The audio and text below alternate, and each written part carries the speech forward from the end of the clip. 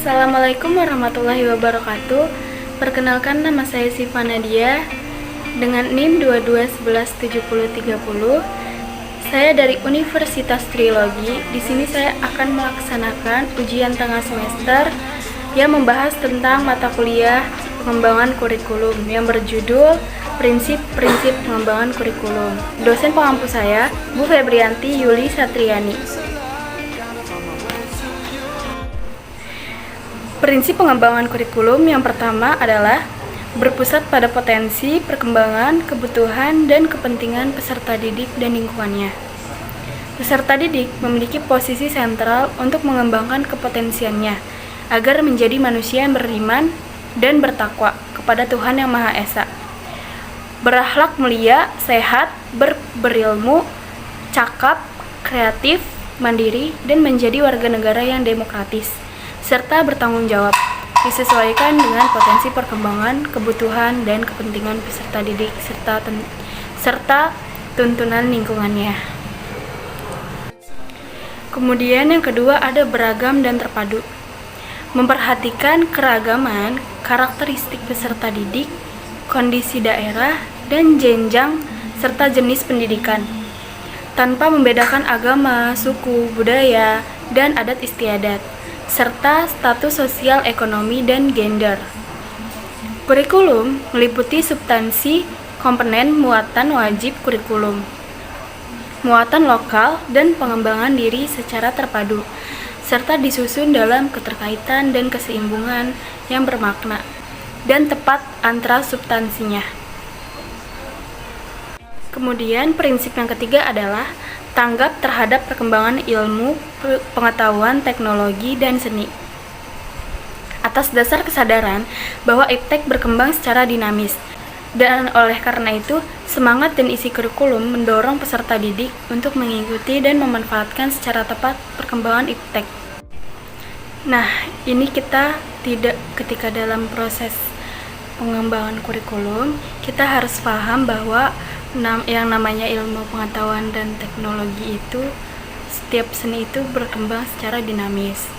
Jadi kita harus mampu mengembangkan suatu kurikulum yang membuat peserta didik itu mampu mengikuti dan mengembangkan ilmu pengetahuan dan seni.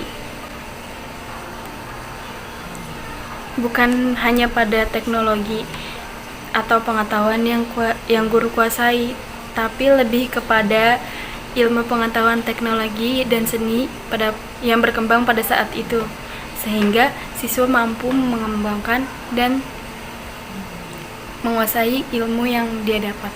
Lanjut ke prinsip 4, menyeluruh dan berkesinambungan, yaitu substansi kurikulum mencakup keseluruhan dimensi, kompetensi, bidang kajian, keilmuan, dan mata pelajaran yang direncanakan dan disajikan secara berkesinambungan antar semua jenjang pendidikan. Maksudnya dalam pengembangan kurikulum itu, ini harus mencakup, kalau dalam bisnis itu ada KI, ada KD. Kalau ini kompetensi ada berapanya, dan itu harus mencakup itu semua. Dan itu harus berkesinambungan oleh jenjang pendidikannya. Dan maksudnya tuh jika berbicara anak PAUD atau TK, ketika dia sudah mengikuti proses belajarnya, proses belajar di TK, dia harus menghasilkan belajar yang mampu untuk mengikuti pelajaran di SD.